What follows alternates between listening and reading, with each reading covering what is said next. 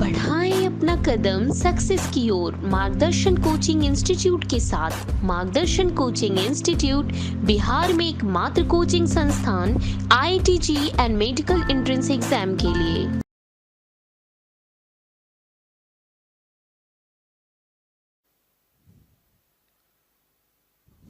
अब thoracic cavity बतला रहे थे, तो थोरेसिक कैविटी देखो, यह थोरेसिक कैविटी क्लोज्ड चैम्बर की तरह या एयर टाइट चैम्बर की तरह वर्क करता है। थोरेसिक कैविटी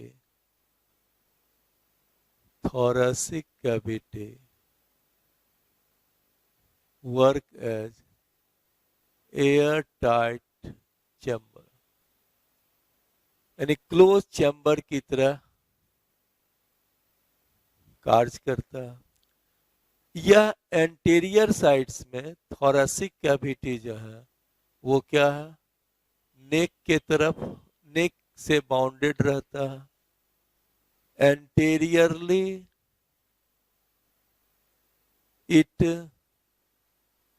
बाउंडेड विथ नेक।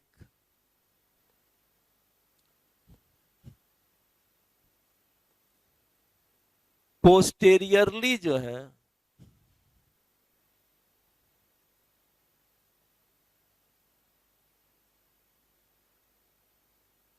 ये क्या हो गया, diaphragm.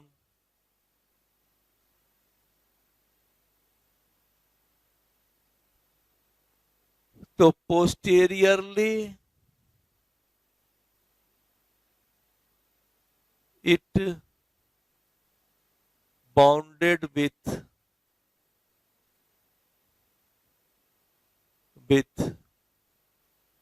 Diaphragm.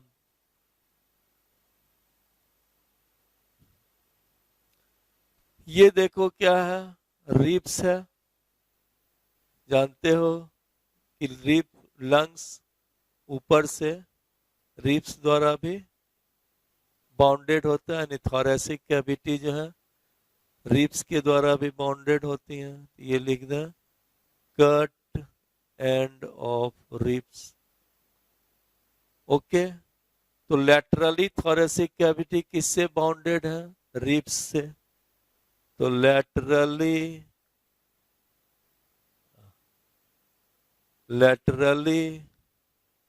With ribs. Ventral surface में वर्टिब्रा के द्वारा, तो वेंट्रली विथ वर्टिब्रा। और यहां पर इन फ्रंट में स्टर्नम के द्वारा, and in frontly bounded by, इसको क्या कहते हो, sternum. In frontly bounded by sternum.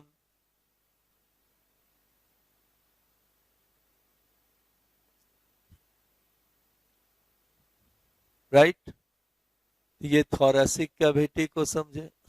अब ये देखो कि थोरेसिक कैविटी में ये जो रीजन्स हैं, यही आगे समझाएंगे, यही हार्ट रहता है, जिसको क्या कहते हो, पेरिकार्डियल कैविटी। अब यहां पर देखो, ये लंग्स हैं, तो लंग्स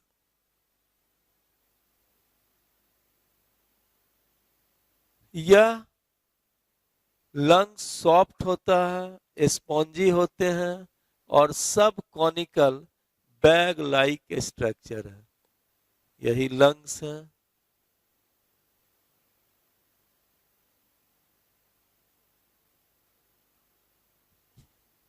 तो लंग्स सॉफ्ट, स्पॉन्जी एंड सब कॉनिकल स्ट्रक्चर। तो लंग्स की जो ये एपेक्स है, एपेक्स ये किस ओर है बोलो? नेक की ओर। तो लंग्स का it's apex towards the neck. ये जो इसके बेस होते हैं, ये इसके बेस है। यह बेस जो है, बेस, और ये जो बनाए हैं ये क्या है? डायफ्राम। तो बेस जो सेमीलूनर बेस इसका है, वो उसके नीचे क्या है? डायफ्राम रहते हैं। तो नेक्स्ट सेमीलूनर वेस, सेमीलूनर वेस टुवर्ड्स डायफ्राम। इसका जो ये कन्वेक्स पार्ट है, ये किधर रहते हैं? रिब्स की ओर। तो रिब्स को कोस्टल साइड्स कहते हैं। तो convex, convex face towards coastal ribs. और ये देखो जहां पर ये हार्ट है, जिस कैविटी में हार्ट है, ठीक है, उस एरिया को मेडिस्टिनम कहते हैं। मेडिस्टिनम।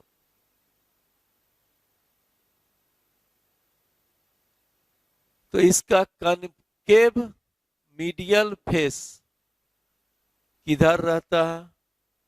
मेडिस्टिनम की ओर। तो कनकेव फेस टुवर्ड्स मेडिस्टिनम। जिस एरिया में हार्ट है उस एरिया को क्या कहते हो? मेडिस्टिनम। यानी उधर जो लंग्स है वो क्या होता है? कनकेव होता है। तो लंग्स का एंटीरियर पार्ट को क्या कहा जाता है? एपेक्स। पोस्टीरियर पार्ट को क्या कहते हैं? सेमिलूनर बेस।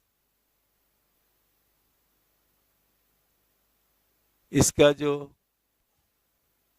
कन्वेक्स फेस है वो कोस्टल रिब्स की ओर होती हैं, और कनकेव फेस जो है वह मेडिस्टिनम की ओर होता है। ये समझे?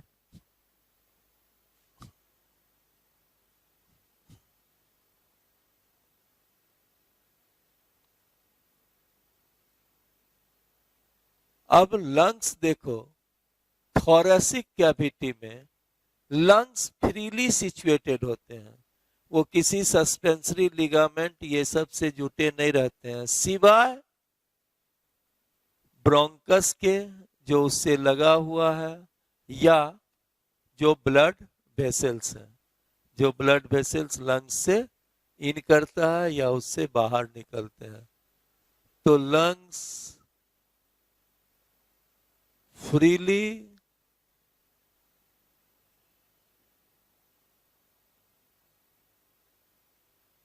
situated in the thoracic cavity except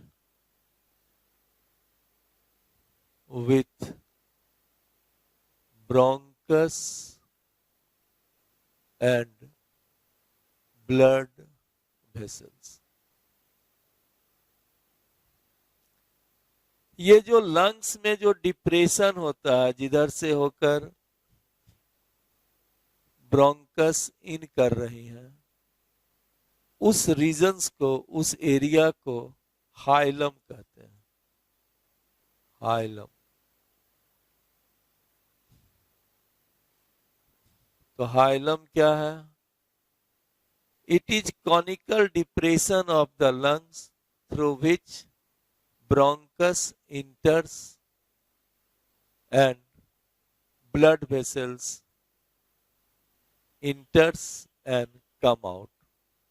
जो ब्लड वेसल इन भी कर रही हैं और बाहर भी आ रही हैं. ओके, तो हाइलम क्या हुआ? Conical depression for the entry of bronchus and blood vessels.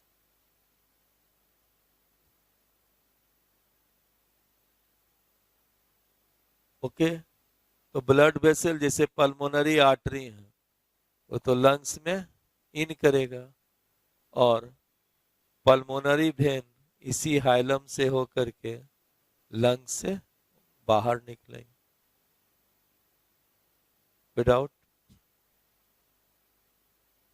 अब नेक्स्ट देखो कि लंग्स दो हैं, एक राइट लंग्स है और एक लेफ्ट लंग्स है. तो ये तो जान ही गए होंगे कि इधर कौन सा लंग्स हम बनाते हैं, लेफ्ट लंग्स, और ये क्या हो गया, राइट लंग्स. तो चाहे लेफ्ट लंग्स हो या राइट लंग्स हो, ये दोनों दो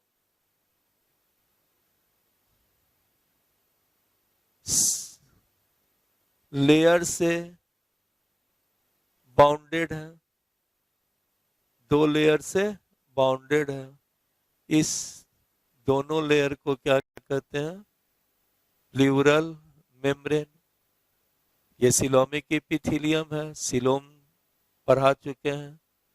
तो जो बाहर वाला होगा उसको क्या कहेंगे, पेराइटल प्लूरल मेम्ब्रेन, और जो अंदर वाले हैं उसको क्या कहोगे, विसरल प्लूरल मेम्ब्रेन. दोनों को एक साथ क्या कर सकते हैं, सिलोमिक एपिथेलियम या प्लूरल मेम्ब्रेन. इसमें भी पेराइटल और विसरल प्लूरल मेम्ब्रेन है. विसरल प्लूरल मेम्ब्रेन क्या होगा, लंग्स से चप एडहेयर्ड किए होंगे, सटे हुए होंगे. पेराइटल क्या है, यह थोरेसिक वॉल की ओर होगा.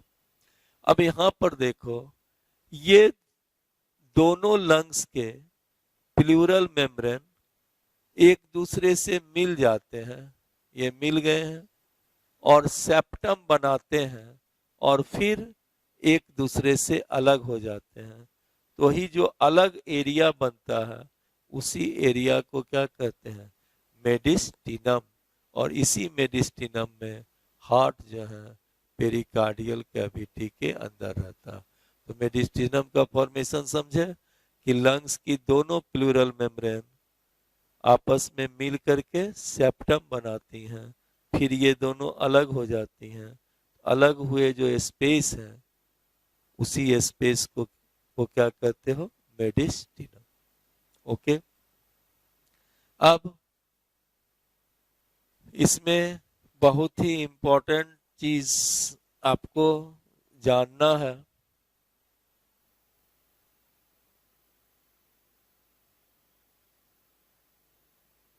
तो ये पेराइटल में प्लूरल मेम्ब्रेन और विसरल प्लूरल मेम्ब्रेन, इसके बीच जो स्पेस होगा उसको क्या कहेंगे, pleural cavity.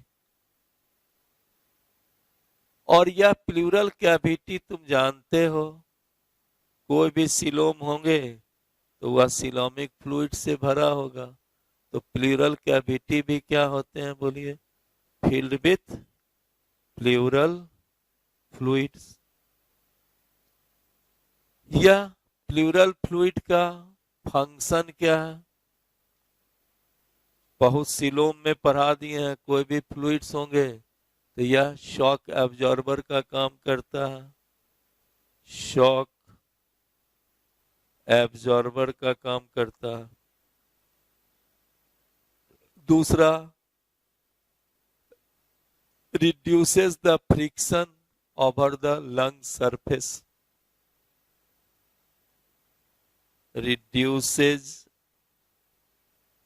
the friction over the lung surface.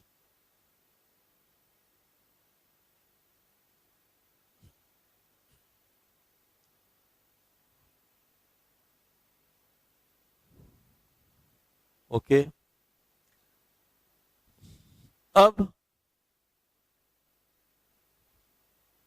ये समझो कि ये जो यहां प्लूरल फ्लूइड्स हैं, प्लूरल फ्लूइड्स, तो इसकी जो प्रेशर होती है,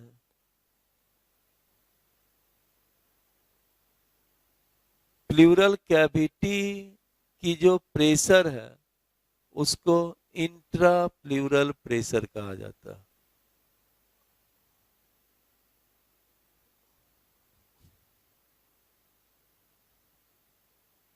The pressure in pleural cavity called intrapleural pressure,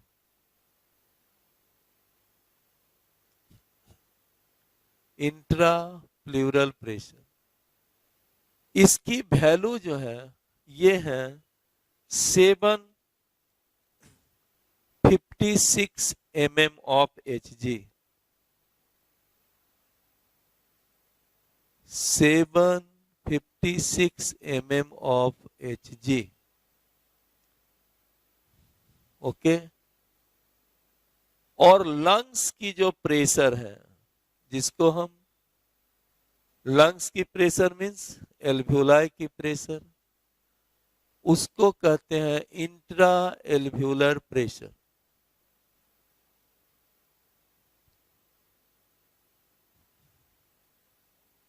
intra alveolar pressure बराबर कितना है? 760 mm ऑफ Hg। यानी इंट्राप्लूरल प्रेशर से लंग्स की जो प्रेशर है वो क्या है? ज्यादा है। तो कितना ज्यादा है? लिख सकते हैं trans pleural pressure equal to 756 minus 760 mm of Hg बराबर क्या हुआ? -4 mm of Hg।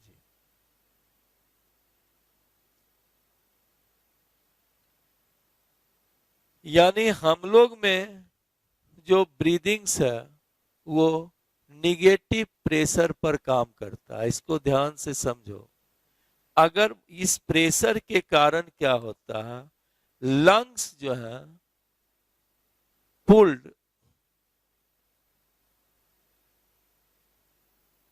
against the thoracic wall, lungs pulled inflated against the thoracic wall. Due to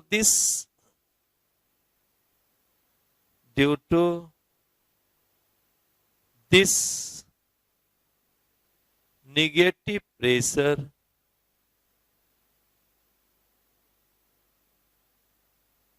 the lungs pulled tightly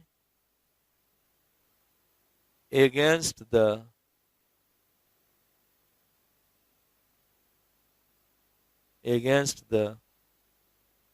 thoracic wall. तो हम लोग में breathing कैसा आता है? Negative pressure breathing. इसीलिए हम लोग का जो लंग्स है वो किस तरह से काम करता है?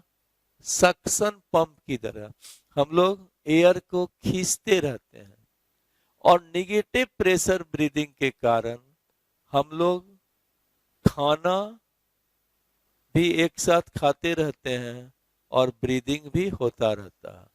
लेकिन फ्रॉग के केस में intra plural pressure alveolar pressure से ज्यादा होता है, यानी वहां पर ब्रीदिंग क्या है? पॉजिटिव प्रेशर ब्रीदिंग है। और वहां पर फ्रॉग के केस में लंग्स क्या होता है? प्रेशर पंप की तरह कार्य करता है। इसलिए जब फ्रॉग पल्मोनरी रिस्पिरेशन करेगा तो उस समय वो खाना नहीं खा सकेगा। तो फ्रॉग में कैसा? फ्रॉग में पॉजिटिव प्रेशर ब्रीदिंग होता है, और इसलिए उसका लंग्स जो है प्रेशर पंप की तरह कार्य करता है, और इसलिए उसमें इंजेक्शन और ब्रीदिंग एक साथ नहीं हो पाएगा। और हम लोग में निगेटिव प्रेशर पर ब्रीदिंग वर्क करता है, इसलिए ब्रीदिंग और इंजेक्शन ऑफ फूड साथ साथ हो सकता है। अब इसको समझो, यहाँ का प्रेशर है कितना? 756, और ये प्रेशर क्या है? 760। अगर सोचो कि इसका प्रेशर अगर ज्यादा हो जाए, ये बढ़ के 760 हो जाए, तो क्या होगा बोलो? प्रेशर, इसका प्रेशर लंग्स पर पड़ेगा और लंग्स क्या होगा? चिपक जाएगा। अगर किसी कारण से इसका प्रेशर बढ़ा दोगे, प्लूरल प्रेशर का, तो इस प्रेशर के दबाव के कारण क्या होगा? लंग्स ही कोलैप्स कर जाएगा। ओके, तो इसीलिए फ्रॉग में चूंकि पॉजिटिव प्रेशर है, उसमें इसी का मान ज्यादा रहता है, तो उसके तो लंग्स चिपक जाएंगे। इसको बचने के लिए लंग्स क्या है? हमेशा प्रेशर पंप की तरह कार्य करता रहता है, एयर को प्रेशर के रूप में पुश करता रहता है। लेकिन हम लोग में क्या है कि इंट्रा प्लूरल प्रेशर जो है कम है, जिसके कारण हम लोग एयर को शक करते रहते हैं, कहता सक्शन पंप की तरह कार्य करता है। ये चीज समझे? तो this is the negative pressure. हम लोग में ब्रीदिंग से रिलेटेड प्रेशर कैसा है? Negative pressure. यहीं पर समझा दें।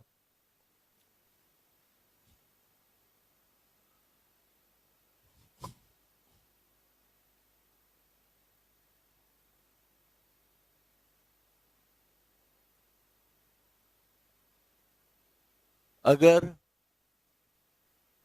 इंट्रा प्लूरल प्रेशर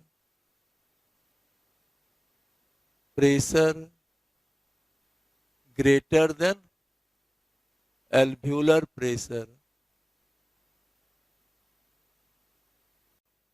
अगर बढ़ जाएगा किसी कारण से, इस कंडीशन में जो डिजीज होंगे उसको कहते हैं एटीलैक्टेसिस। उसको क्या कहोगे? एटीलैक्टेसिस।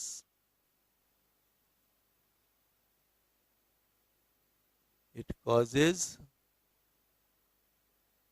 एटीलैक्टेसिस। एटीलैक्टेसिस किसको कहते हैं? Collapsing of the air.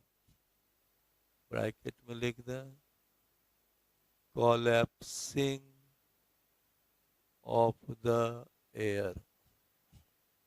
Right? तो कहोगे कैसे बढ़ जाएगा? अगर किसी कारण से इस प्लूरल कैविटी में क्या है? एयर का डिपोजिशन हो जाए, it occurs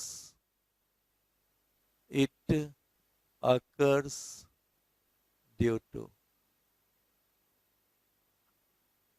first, deposition of air in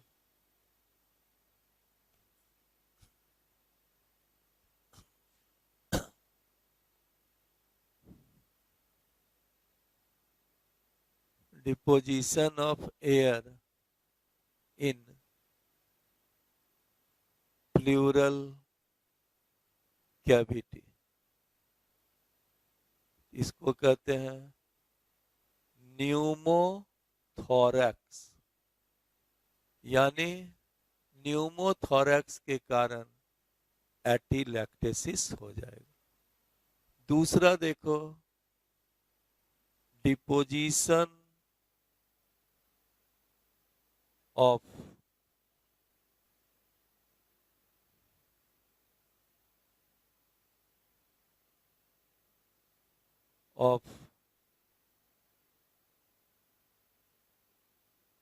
blood in pleural cavity, तब इसको क्या कहेंगे? हीमोथोरैक्स। डिपोजिशन ऑफ पस इन प्लूरल कैविटी, उसको क्या कहेंगे? पायरोथोरैक्स। इसी तरह से अगर फ्लूइड का सेक्रीशन डिपोजिशन हो जाए, डिपोजिशन ऑफ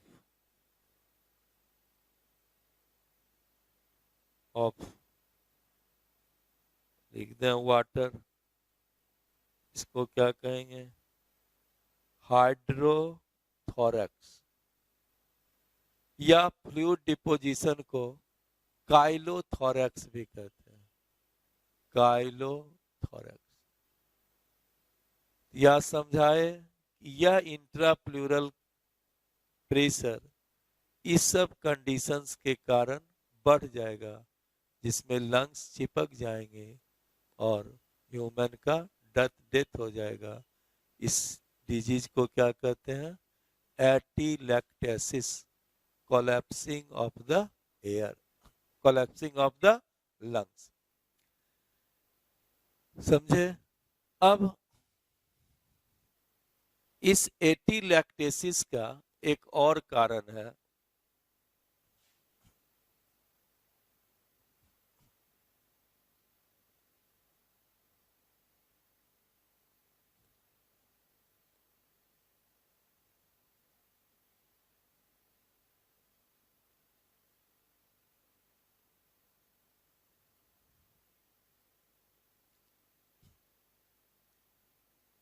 कभी कभी जो बच्चे जन्म लेती हैं इन्फेंट में,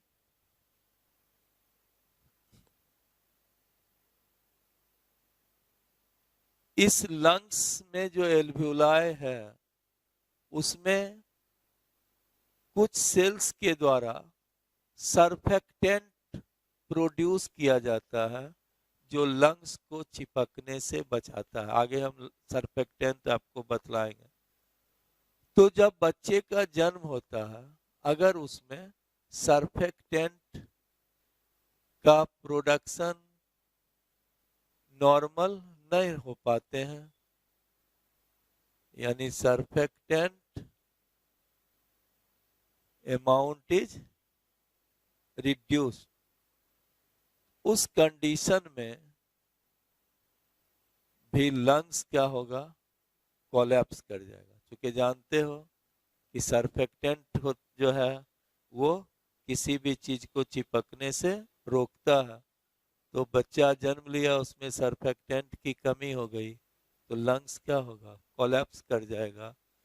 तो इस कोलैप्सिंग को क्या कहते हैं?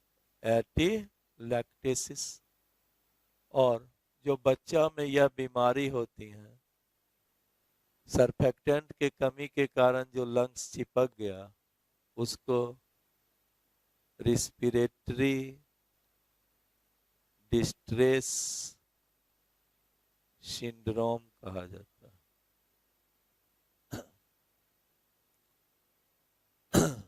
रिस्पिरेटरी डिस्ट्रेस सिंड्रोम,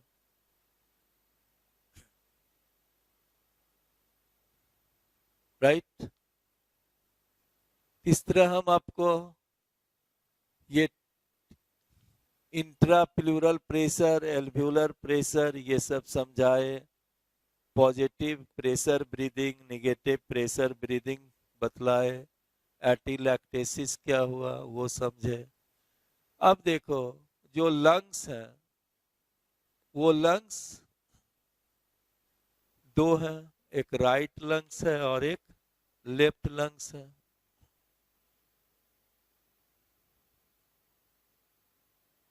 एक तरफ लिख दें राइट लंग्स और एक लेफ्ट लंग।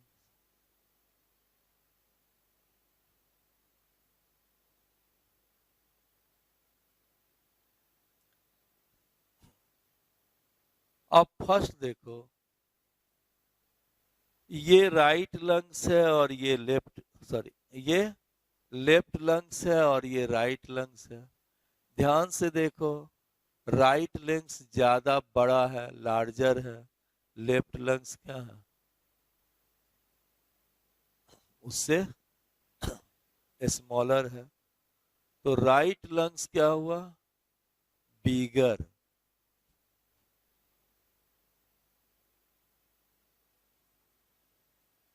और लेफ्ट लंग्स क्या हुआ, कंपैरेटिवली नैरो।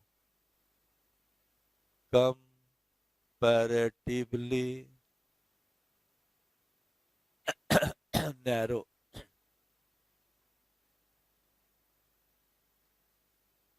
राइट। लेकिन ये देखो जो राइट लंग्स है वह जो लेफ्ट लंग्स है वो राइट लंग्स से ज्यादा लंबा है। करीब कितना, 2.5 centimetre more longer than the right lungs.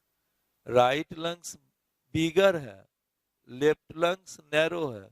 लेकिन लेफ्ट लंग्स क्या है, लॉन्गर है और राइट लंग्स स्मॉलर है। कितना लॉन्गर है, 2.5 सेंटीमीटर। स्मॉलर लेफ्ट लंग्स क्या हो गया, longer about 2.5 centimetre than right lungs.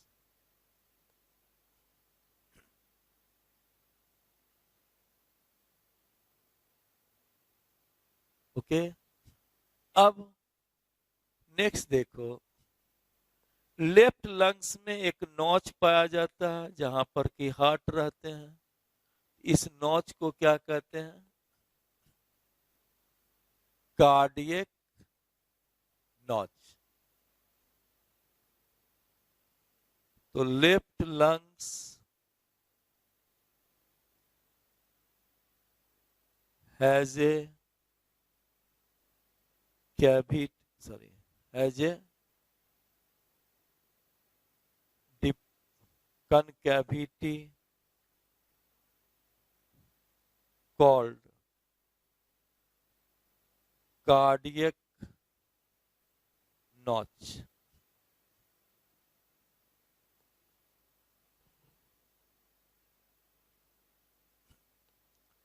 अब एक यहां पूछोगे कि क्या कारण है कि राइट लंग्स जो है 2.5 सेंटीमीटर कम है। क्योंकि देखो डायफ्राम जो है वो राइट साइड की ओर क्या है, इसका इंक्लिनेशन ज्यादा होता है, ऊपर की ओर ज्यादा है। इसीलिए राइट लंग्स क्या होते हैं, थोड़ा ऊपर है। और ये डायफ्राम लेफ्ट साइड की ओर झुका हुआ है, ये लेफ्ट लंग्स क्या है, थोड़ा नीचे है। अब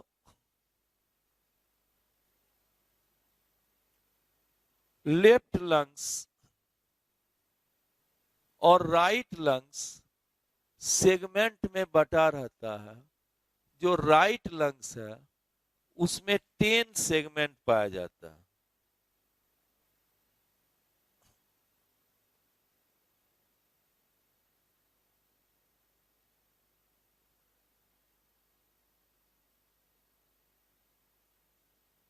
हो गया? इसमें कितना है? 10 सेगमेंट होते हैं, जबकि जो लेफ्ट लंग्स है उसमें 8 सेगमेंट होता है।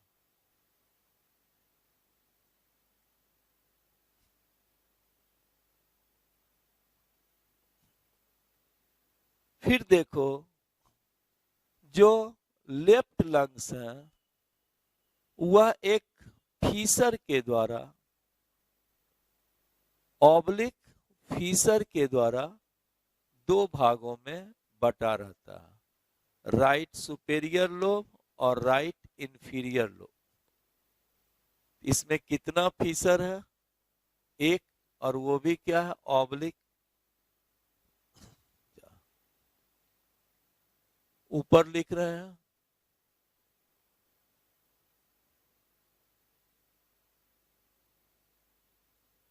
Left it has only one oblique fissure, only one oblique fissure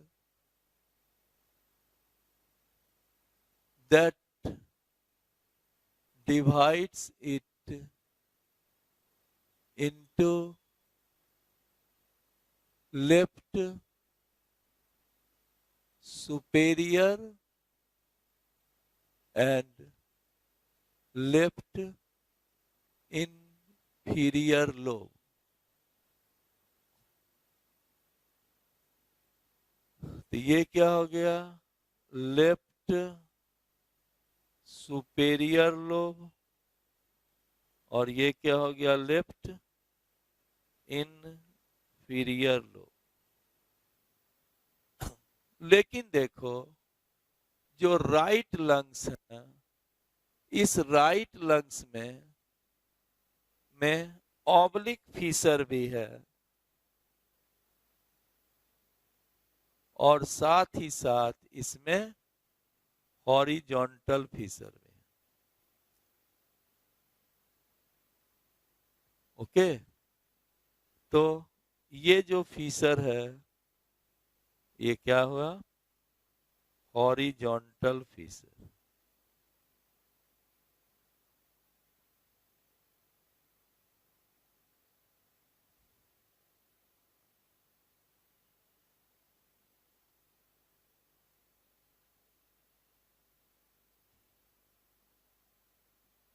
और ये फीसर का नाम क्या दिए थे? Oblique Fisher. इस तरह से देखे कि राइट लंग्स में 2 फीसर है, एक ऑब्लिक फीसर और एक हॉरिजॉन्टल फीसर। नेक्स्ट इसमें लिख दें,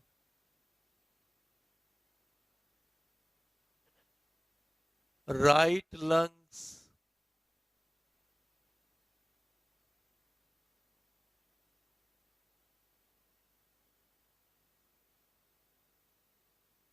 to Fisher,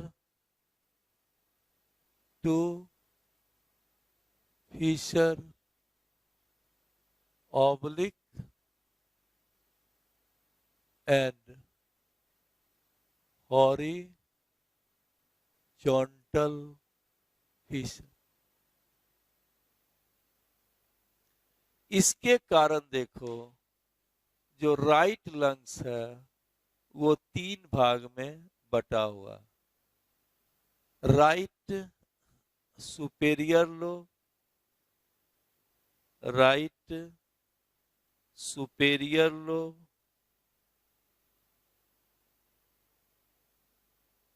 right medial lobe और राइट इंफीरियर लोब, जबकि ये क्या था, राइट सुपेरियर राइट इंफीरियर। ये देखो 3 कंपार्टमेंट में बट गया, राइट सुपेरियर राइट इंफीरियर और right medial lobe. Right lungs with two fissure oblique and horizontal that divide it into right superior, right medial and right inferior lobe.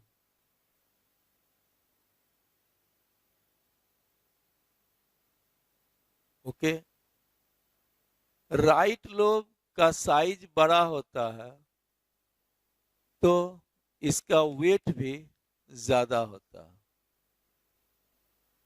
लगभग right lungs का जो wait होता है वो 625 grams और left lungs का wait इससे कम है, ये करीब 565 ग्राम्स।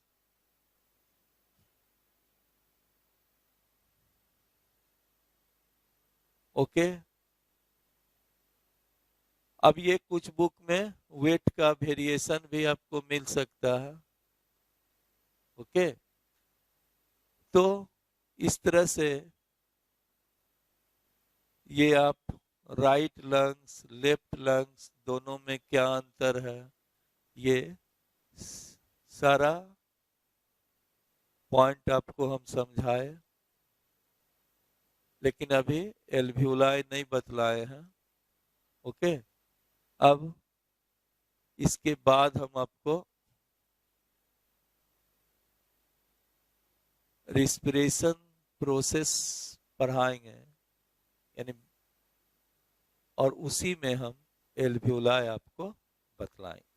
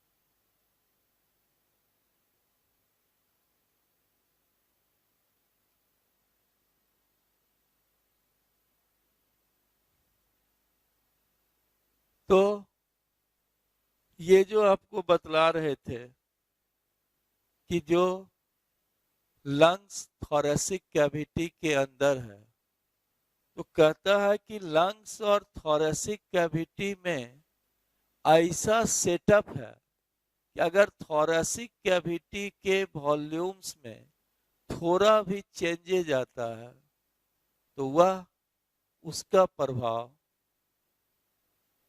लंग्स पर भी पड़ता है, जो ब्रीदिंग के लिए इंपॉर्टेंट है। Okay,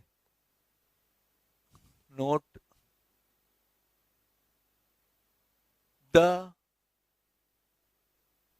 anatomical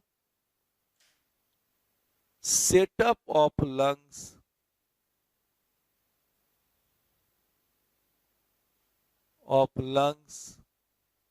with thoracic cavity is such that any changes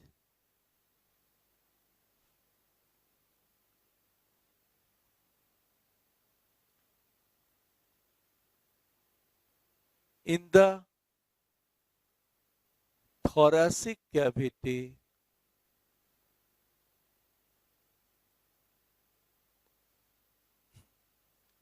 would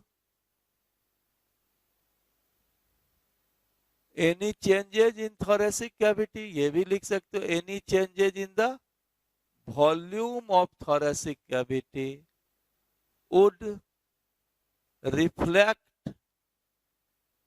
the change in lungs, यानी lungs cavity, that is pulmonary cavity,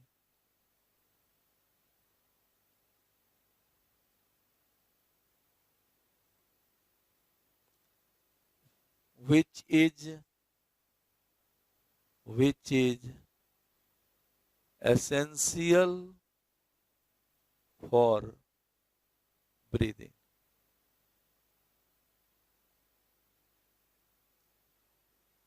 चूंकि we cannot directly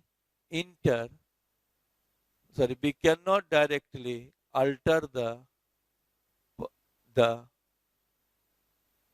volume of pulmonary cavity, because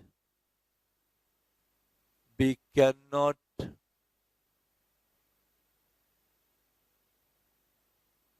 directly alter the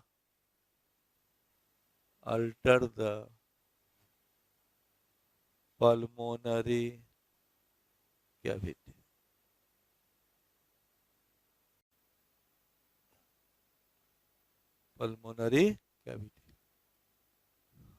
इस तरह से lungs और thoracic cavity में ऐसा बेहतरीन setup है जिसके कारण थोरेसिक कैविटी के वॉल्यूम्स में या प्रेशर में चेंज आएगा, उसका प्रभाव जो है वह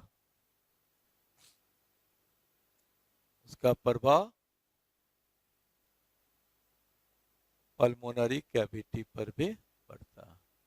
ओके,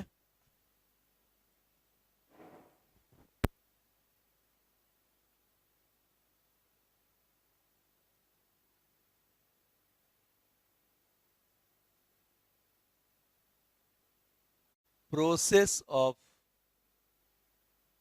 रिस्पिरेशन. तो रिस्पिरेशंस में कई प्रोसेस इन्वॉल्व है. सबसे पहला तो है ब्रीदिंग.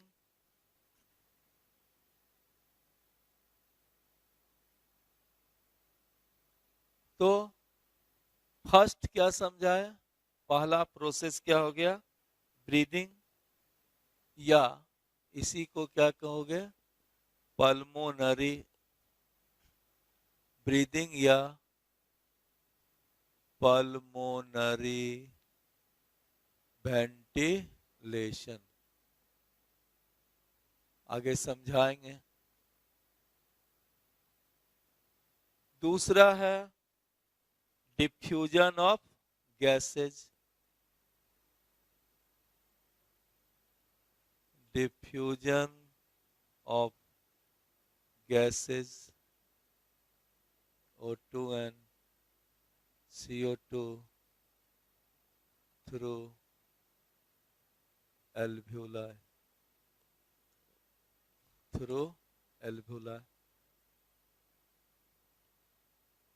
तीसरा transport of gases by the blood.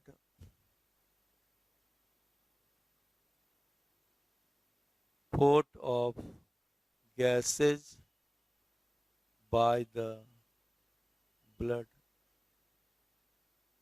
तीसरा, diffusion of gases between blood and tissue. तीसरा, चौथा,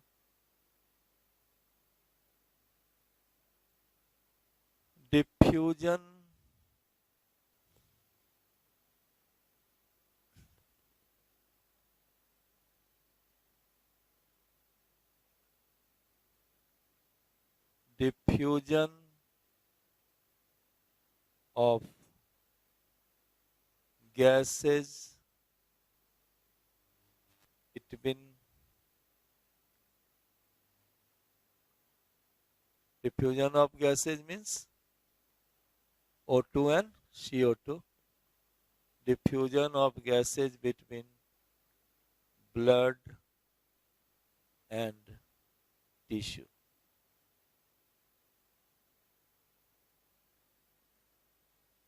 और लास्ट, टिश्यू और सेलुलर रिस्पायरेशन.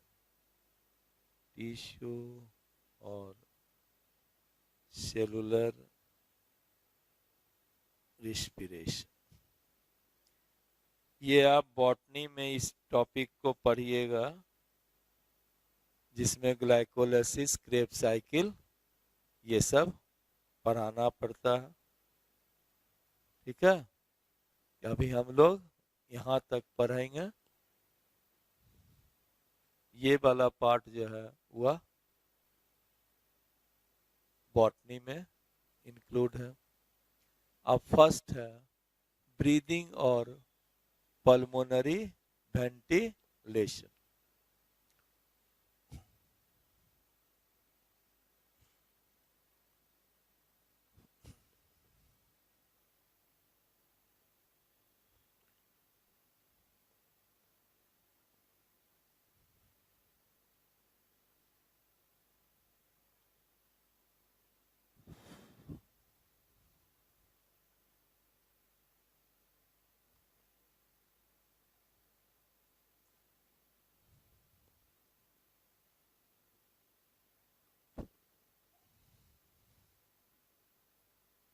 तो जो ब्रीदिंग और पल्मोनरी वेंटिलेशंस का अर्थ हुआ कि एटमॉस्फेरिक एयर को लंग्स में आना और लंग्स से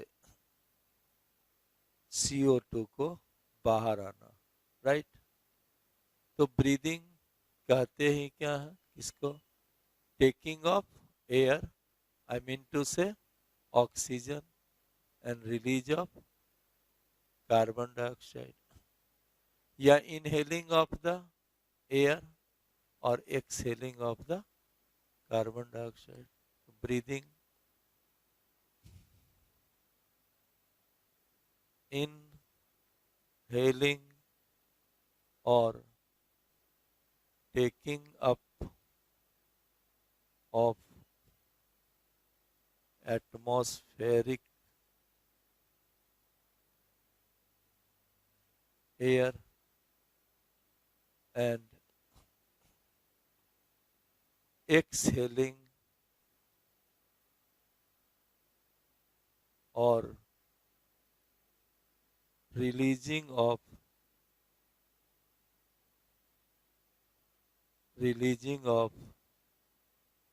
CO2. ठीक है, तो हम जो एयर लेते हैं और एयर छोड़ते हैं उसी को क्या कहते हैं? ब्रीदिंग. यानी एयर लेने, सांस लेने और सांस छोड़ने की प्रक्रिया को क्या कहोगे? ब्रीदिंग. इस तरह से ब्रीदिंग दो पार्ट में बटा हो गया. एक को इंस्पिरेशन कहेंगे और दूसरे को एक्सपिरेशन कहेंगे. इस तरह से ब्रीदिंग क्या हुए? दो टाइप्स के. इंस्पायरेशन,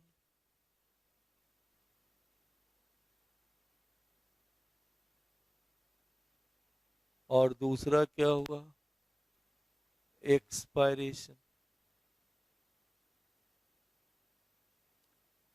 इंस्पायरेशन किसको कहोगे, taking up of air.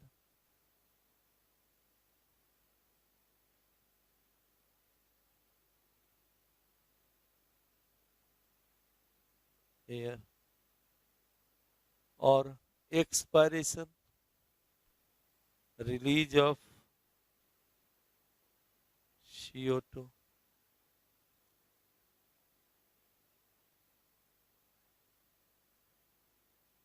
Okay. अब जो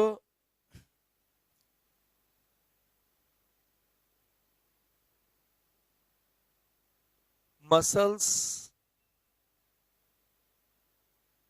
भाग लेते हैं इंस्पायरेशन में, या और कौन कौन कंपोनेंट इंस्पायरेशन में या एक्सपायरेशन में भाग लेते हैं, उसको हम बतला रहे हैं।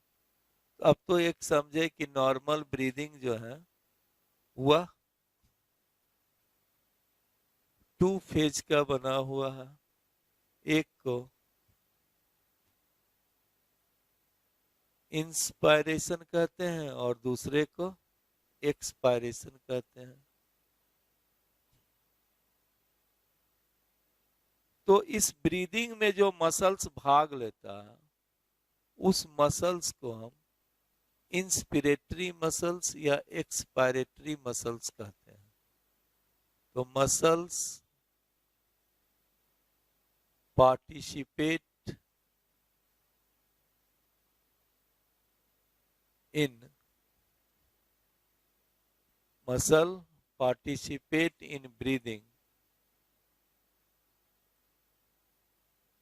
breathing,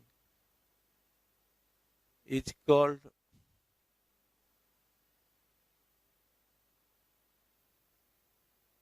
inspiratory muscles and expiratory muscles.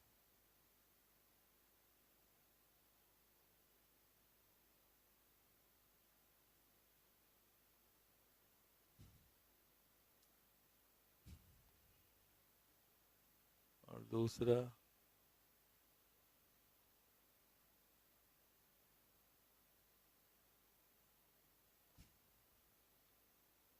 अब ऐसा नहीं कि जो इंस्पायरेशन में भाग ले रहा उसको इंस्पिरेटरी मसल और जो एक्सपायरेशन में भाग ले रहा उसको एक्सपायरेटरी मसल।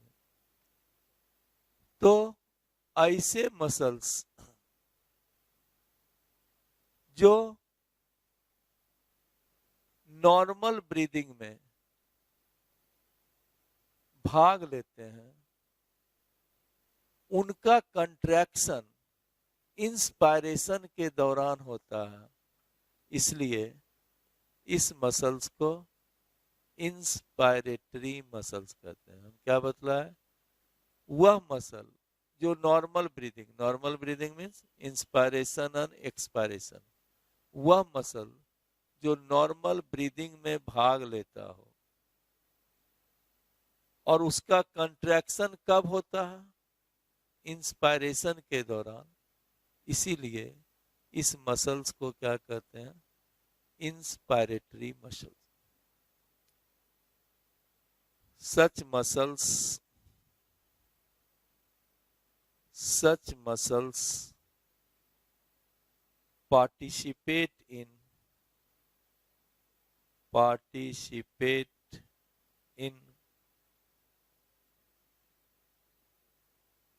normal breathing,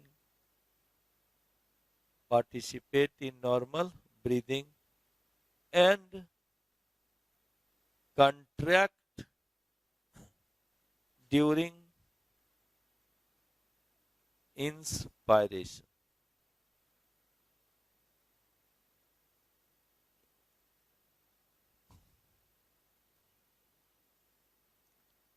और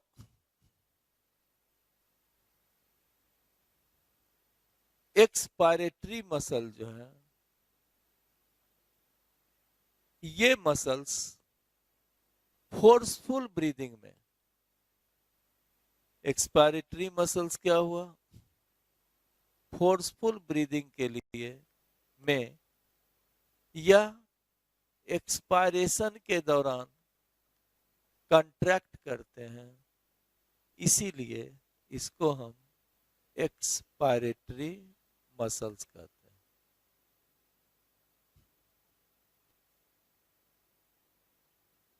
इन forceful breathing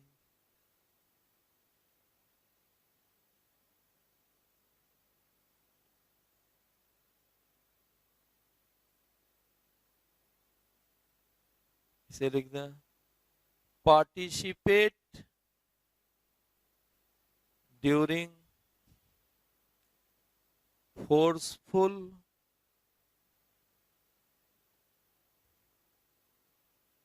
breathing and contract during expiration.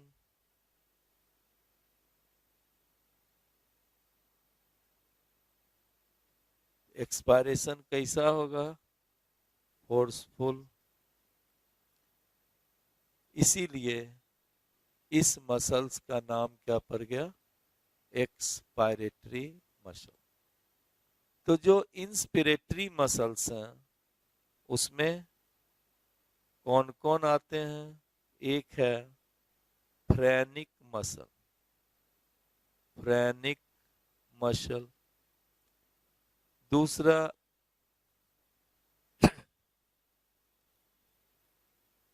In external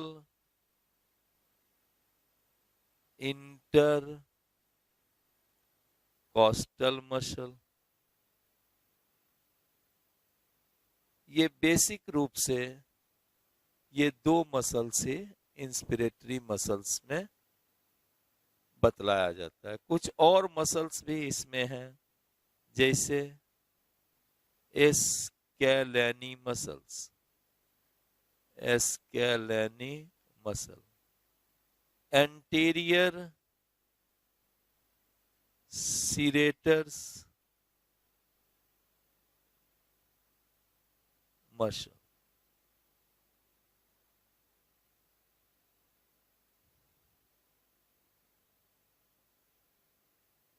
next cleidosternomastoid muscle.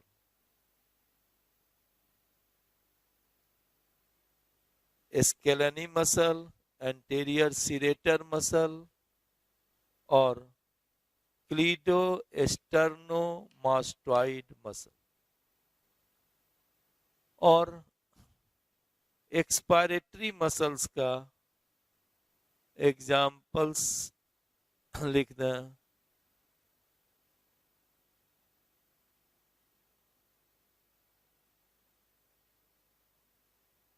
Abdominal muscle,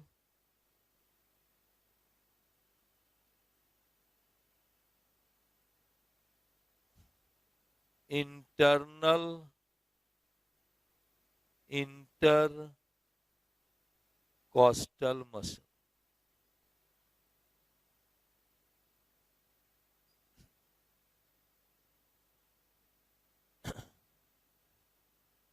right.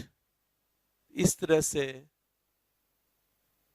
Breathing में दो प्रकार के मसल्स हैं, इंस्पिरेटरी मसल और एक्सपिरेटरी मसल्स। अब